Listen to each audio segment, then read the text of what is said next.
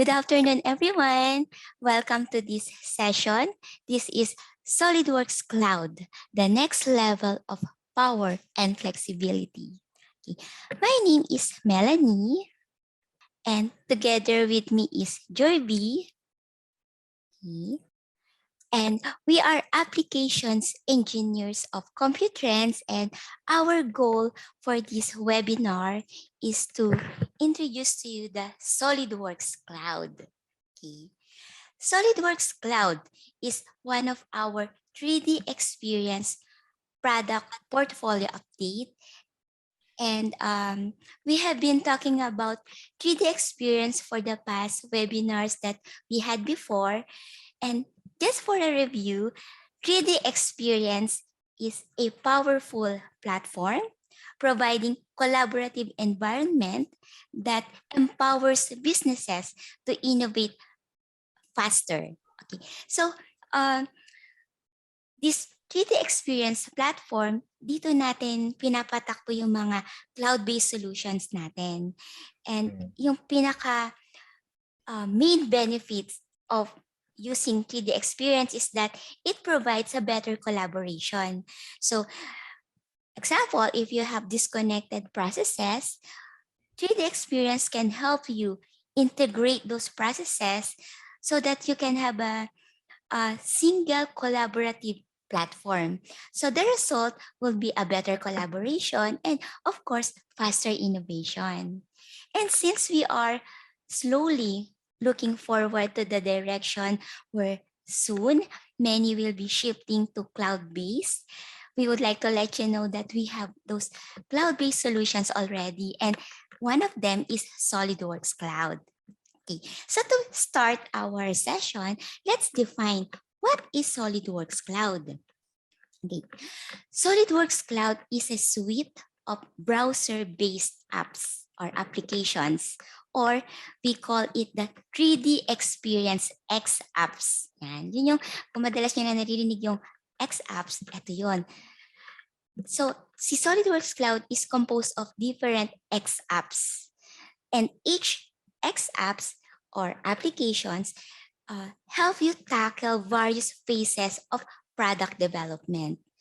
And since this is a cloud-based solution, everything that you will see today runs in a browser on any device with no software or updates to install.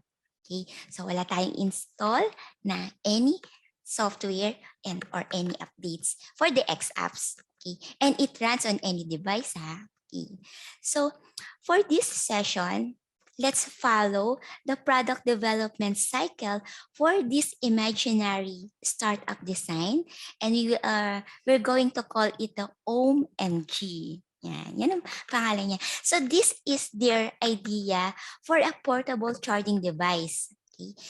What's unique about this design is that it supports an add-on module for charging an electric vehicle. Okay. And so ito yung magiging pinaka feature product natin for this presentation. But like most any other small companies, they only have one person designer. So one person design team sila. So since small companies nga. So yun yung scenario natin. So this person is responsible for pretty much every aspects of product development. So we are going to witness how this person will use the SolidWorks Cloud para matakal niya itong different stages ng product development. So, ito yung mga magiging topic natin. We'll show you subdivisional or free-form modeling. We'll have parametric part and assemblies. We'll also show you some sheet metal envelopments downstream to the deliverables like drawings and renderings. Okay, so yan yung mga topics na i-cover natin. So let's start na agad sa subdivision modeling, also known as the free-form modeling. So this in this stage, we are going to conceptualize the overall shape and aesthetic of the OMG exterior case. So ito yung gagawin natin. So assuming na meron na tayong interior design nung OMG natin. So, ito yung papakita natin kung paano niya gagawin yung shape and aesthetic ng exterior case ng OMG. So, ang X-apps na gagamitin natin dito ay tinatawag natin XShape. Okay, so let's see. We'll have a short overview how to use the XShape. Okay, yan. So, you can generate free-form designs without the complex of time-consuming workflows of traditional surface modeling with XShape. So ito yung environment na or interface ng ating XShape. So again, it runs on a browser. Walang ibang walang installation na ginawa dyan. Okay? So ganun lang kasimple, naglagay lang muna siya ng box. Then para ma-cover niya yung buong interior design, using the bounding box dimensions that will provide the precise control over an object size. Yan. So, para ma-cover niya kasi yung exterior nga ang gagawin natin. Then, next, using the push yan, and pull of the faces, edges, and vertices to adjust the shape in real time without being a surfacing expert. Diba? Madali lang kasi siya. Then, we can sharpen the edges or flatten series of faces to create the stylized details, so just like that. Okay. Then, we'll extrude. Yan, mag-extrude tayo. Any face to add more material. Then we can translate, scale, or rotate to exact measurements. Yan, by snapping to the on-screen ruler. Yan, ito yung on-screen ruler natin. So para mas precise yung mga dimensions natin. Then, we can connect opposing faces to create bridge. Diba? Then, we can also do or subdivide groups of faces to add localized details. Yan. So this push and pull approach is great for roughing out a standalone concept. But here in the context of the overall assembly, it's even more valuable in determining the overall size and form to the internal component. So with XShape, with the XShape app, it's so easy to conceptualize and fast-track new product design workflow on the cloud. Yan. So remember, pagka mga free-form modeling, XShape yung apps na ginagamit natin. Okay, so let's proceed to the part modeling. So dito naman, another X app ang papakita natin, which is the XDesign. So kanina is XShape. Now, we'll show you naman how to use the XDesign. Okay, so for parametric design, okay, we always begin with a sketch, di ba? So normally, so ito yung pinapakita natin now is the XDesign. All right. So lagi tayo nag-start with a sketch. Okay. So like itong XDesign is very close to how to use the SOLIDWORKS. Okay. So kung familiar na kayo using the SOLIDWORKS, yung mga commands, yung mga features is very similar lang talaga kung paano siya gamitin. Okay. So to show you that, okay, here, common commands are accessible from shortcut menus or shortcut trims like that. And we can also use the, kanina yung pinakita natin yung power trim to get the basic shape. Then, just swipe across corners. Okay, maglalagay muna tayong dimension. Then, swipe across corners to add fillets. Yon, diba? Then, sketches, okay, transform into 3D with the super features. So ito yung super features na tinatawag natin. Yan. So hindi lang extrude kasi ito mag-extrude siya. We can also use the super features like revolve and sweep. Okay. So a shell feature, okay, lagay tayo ng shell to ensure a 10 mm thickness. Yan. And visualize the impact of any dimensional changes with a section view. All right, then we can enable draft to apply taper to the extrusion. So here, we will choose a direction for the extrusion to follow the angled line of the side profile. All right. Then we can create intelligent patterns yan, in any direction. So parang sa SolidWorks natin, pag nagpa-pattern tayo, then we can also use the thread tool to designate internal or external cosmetic threads that either add or remove material. Okay. Then we can also break sharp corners with fillet and chompers. Yan. Then, kung may mga times na gusto natin gamitin yung mga previous design natin, since this is a cloud-based, we can save all our designs or file to the cloud. So kung meron tayong gustong i-reuse na design, you can search it on the cloud and use it. Yan. Mapakita natin. So yun. So yung design na yun, ginamit natin, ni-reuse natin from other design so that you don't need to sketch it again. All you have to do is search for it and use it without special setup required. Then we can also apply colors and materials to show realistic appearance and mass properties. And ito rin yung isa sa maganda sa SolidWorks Cloud. It includes a life cycle tools, yung life cycle management. Built-in na siya. So you can create new revision with built-in life cycle tools. Ayan.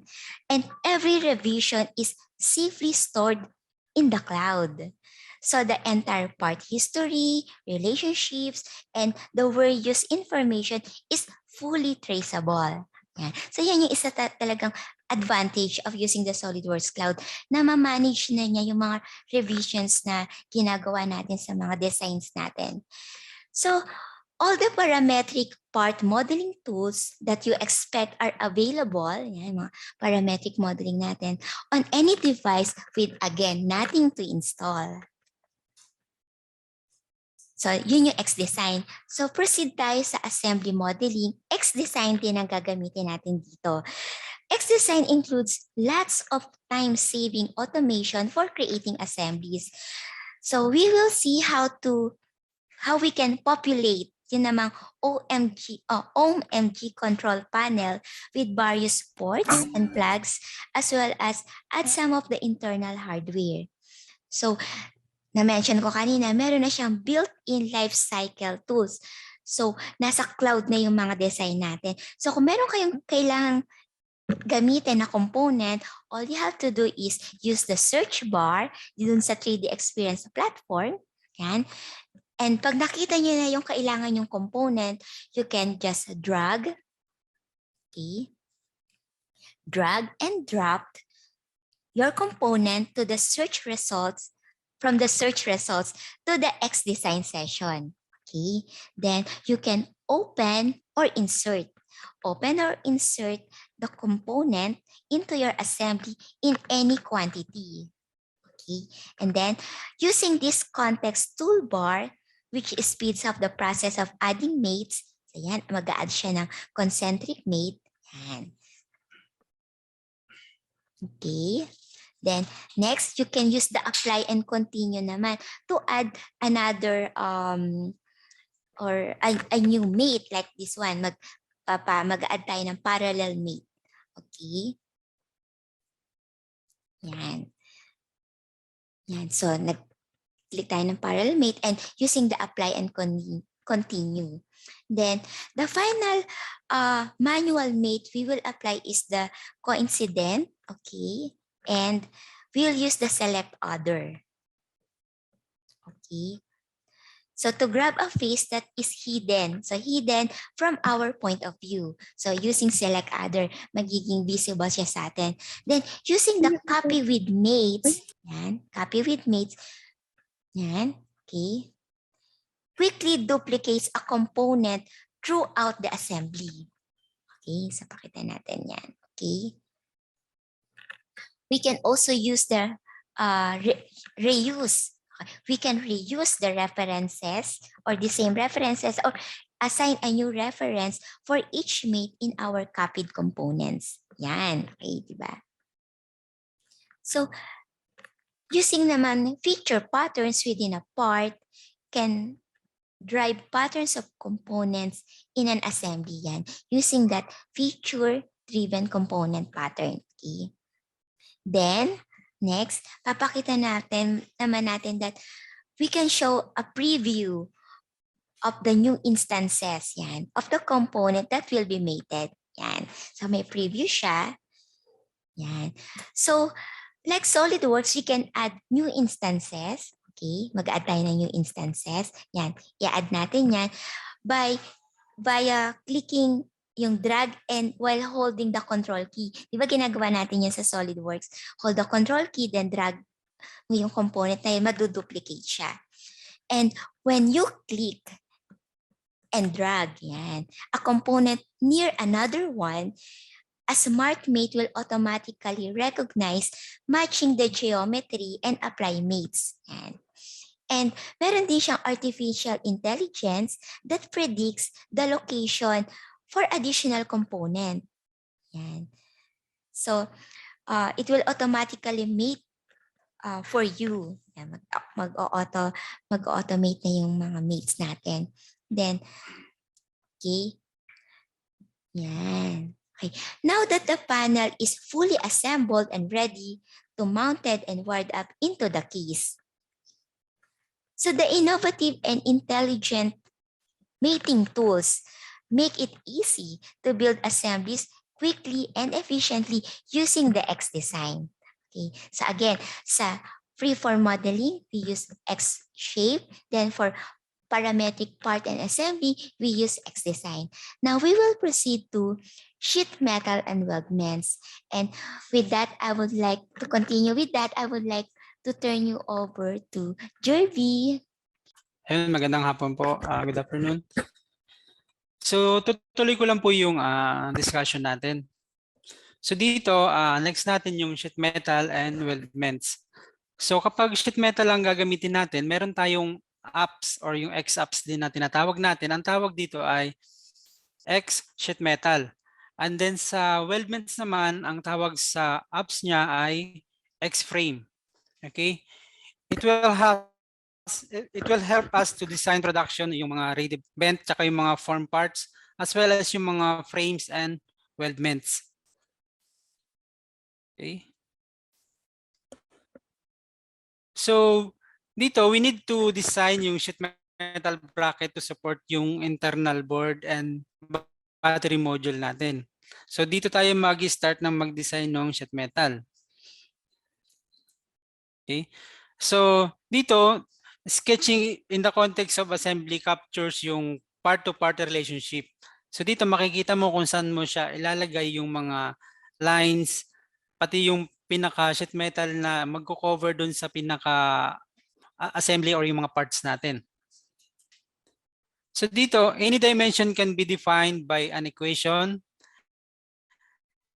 Embed design logic by referencing yung mga material parameters like yung wall thickness natin or yung mga bend radius natin. Magagamit natin dito. And then, yung sheet metal extrusion apply yung thickness to an open sketch. And then, bends are automatically added sa mga sharp corners. Kung mapapansin nyo, yung mga sharp nyo dyan, magkakaroon na yan ng mga bends. Okay?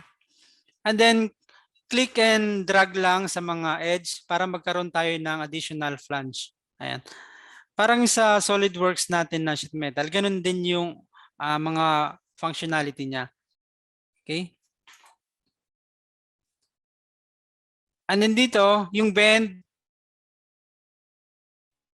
offset and relief parameters are parameters sa mga relief natin, gaano kalayo yung offset natin, yung bend natin, gaano kahaba, pwede natin i-customize dito.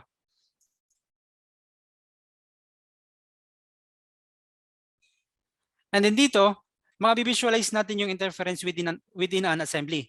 So kung mapapansin nyo kung ano yung may mga pwede lagyan natin ng additional cuts, yan, makikita kagad natin kasi nandito tayo sa assembly. Dito tayo nag-create ng sheet metal parts natin.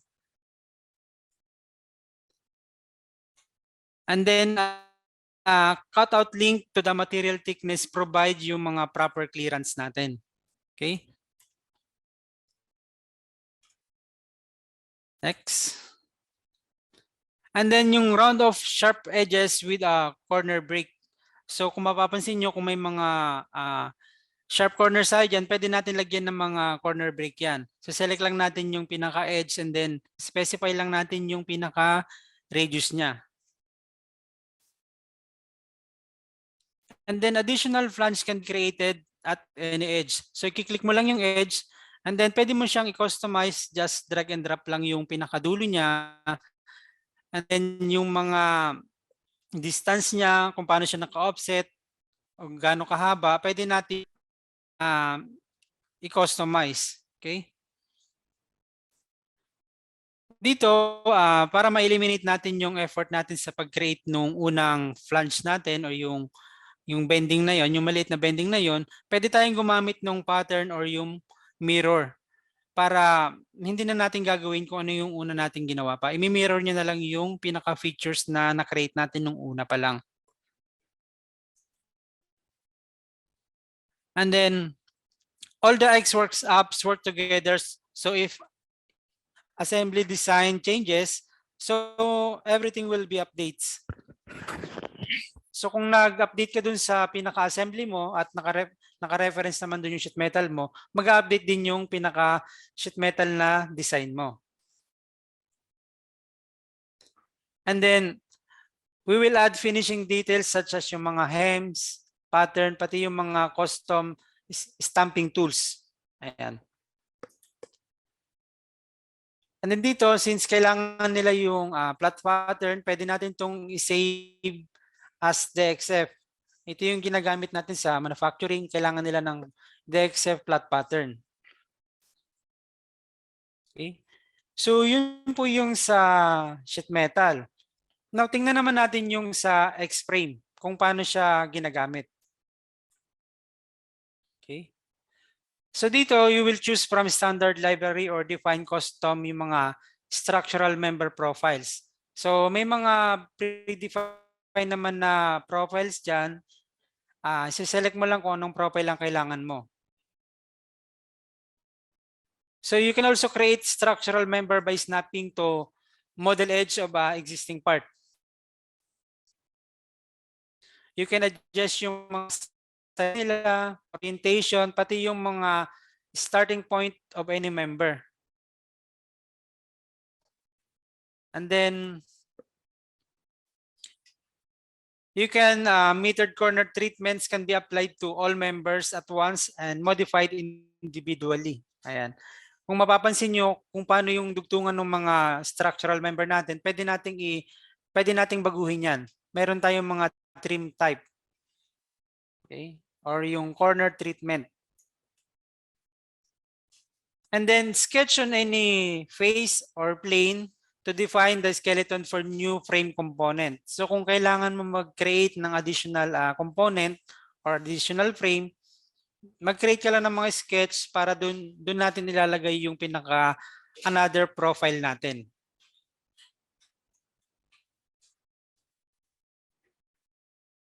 Okay. Then we can adjust yung mga member profiles natin ng position to ensure yung mga proper clearance natin. And then with X-frame, you can design intelligent structures and weldments. So kung may mga project kayo regarding apps na to, yung tinatawag nating X-frame na apps ng 3D experience. Okay. So kung dito, use sheet metal and weldments to build up yung mga tooling tsaka mga fixtures natin. So kung mapapansin nyo dito sa example image na to, ginawa to sa dalawang dalawang apps, yung sa sheet metal tsaka yung sa X-frame. So yun yung sa sheet metal tsaka weldment design. So babalik naman tayo, punta naman tayo dito sa drawings and rendering. Natin ng drawing para ma-produce or ma-manufacture sa mga paggawaan, so kailangan nila ng mga 2D drawings. So meron tayong tinatawag na apps para doon. Ang tawag doon ay XDesign. As well as doon naman sa rendering natin, ang tawag sa apps na yun ay XStudio. Okay? So dito, we will create dimension and tolerances in dynamic 3D model views. Yan. Kapag nagawa mo na yun, you can project views into 2D layout.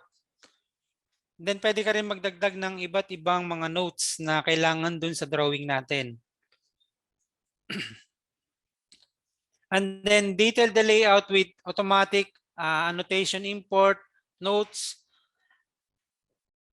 okay, tile block, and many more pa.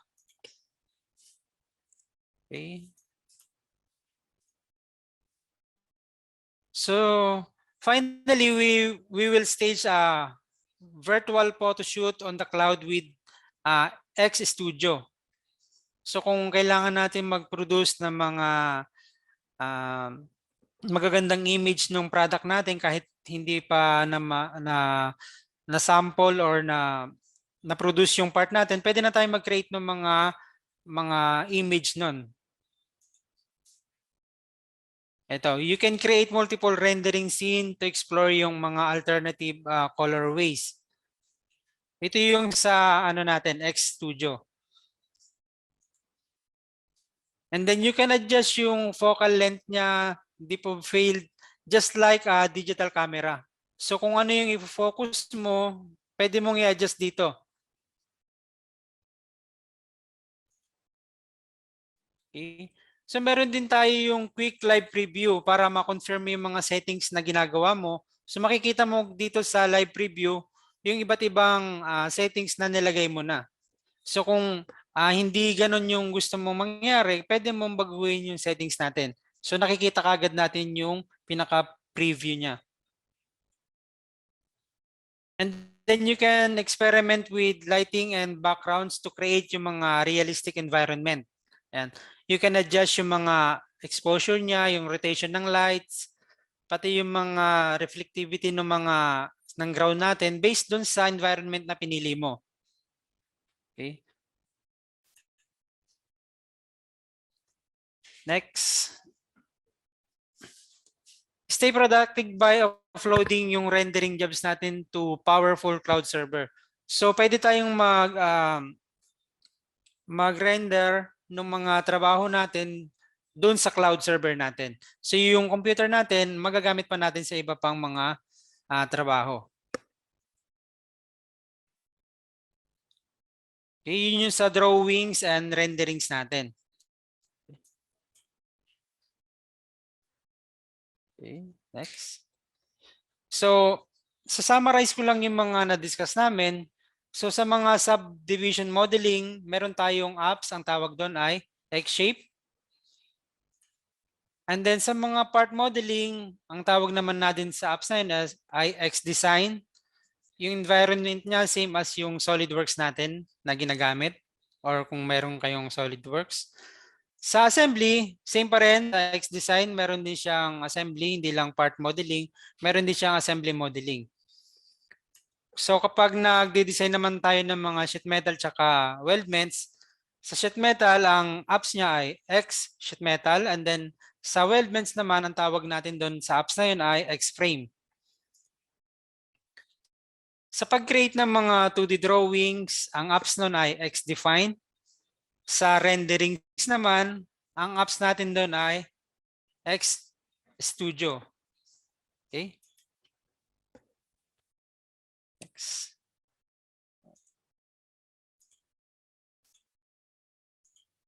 Okay, next. Ito po yung pinaka-overview natin ng mga namin.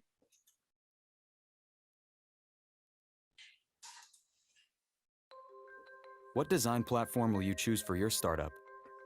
The initial cost and IT overhead of a traditional CAD solution may be too constraining. Your success relies on a lean approach to product development because you fill all the roles. You need broad capabilities and a flexible way to use them. The solution is SOLIDWORKS Cloud. Your product design started with an idea, and ideas start with a sketch that you can transform into 3D in any browser on any connected device.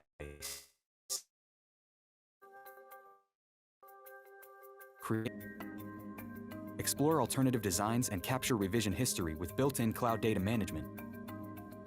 Conceptualize and fast-track new product designs with free-form subdivisional modeling. With this push-pull approach, it's never been easier to create manufacturable, complex, organic shapes. Design bent and formed sheet metal parts and produce flat pattern output that's ready for fabrication. Assemble components with intelligent mating tools as well as time-saving automation that predicts assembly behavior. Your design tools and your data follow you wherever you work, and there's never any software or updates to install. But in a startup company, you're responsible for more than just product design. Create weldments and frames for tooling or fixturing. Generate realistic product renderings and colorways leveraging cloud computing resources. And of course, provide manufacturing documentation to get your products built. How do you want to work? You have many roles to fill, so you can't afford to be slowed down by disconnected tools. You need an all-inclusive product development solution that provides the flexibility and freedom to innovate from a brand you can trust. To learn more about SOLIDWORKS Cloud, contact your local reseller. Ayun. So dito napakita namin yung iba't ibang mga apps ng SOLIDWORKS Cloud. So if ever may mga requirements kayo na o mag-shift na kayo sa cloud ang mga apps, so at least alam niyo na mayroong available apps dito sa atin. Okay? Okay, so with that, we would like to thank you all for joining our session. Sana you can join us sa mga susunod pa naming session because we really want to let you know about the cloud-based solutions that we can offer you. Kasi soon, ito na talaga yung magiging direction natin. So just join us and mas marami pa kayo matututunan about cloud-based solution, about 3D experience platform. So again, thank you so much po for joining us. And see you again. See you soon. Sana magkaroon na rin ng face-to-face soon. Okay, thank you. Thank you po.